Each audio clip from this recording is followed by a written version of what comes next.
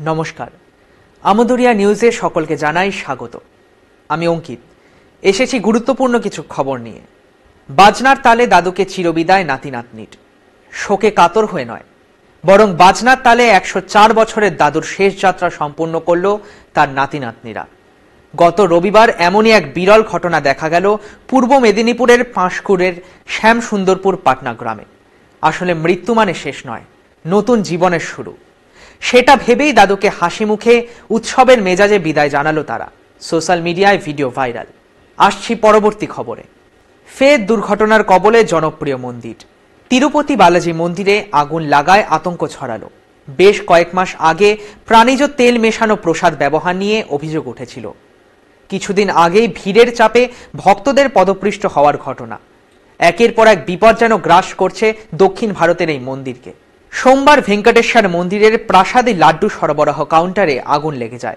নিমেষে কালো ধোঁয়ায় ঢেকে যায় মন্দির চত্বর।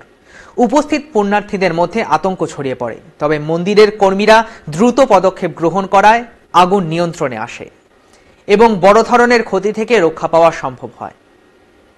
এই মুহূর্তের শেষ খবর।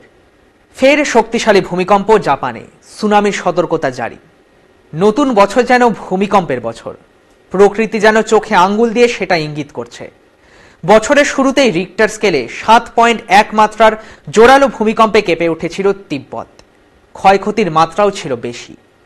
সেই আতঙ্কের রেশ কাটতে না কাটতেই 15 দিনের মাথায় 6.9 মাত্রার তীব্র কম্পনে কেঁপে উঠল জাপান। কম্পনের কেন্দ্রস্থল মিয়াজাকি থেকে 48.9 কিলোমিটার দূরে। ভূমিকম্পের গভীরতা ছিল 37 কিলোমিটার ভেতরে।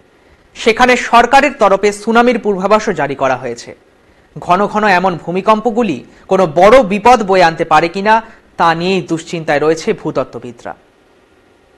এখন এই পর্যন্তই। ফিরে আসছি পরবর্তী কোনো নতুন আপডেট নিয়ে। ধন্যবাদ।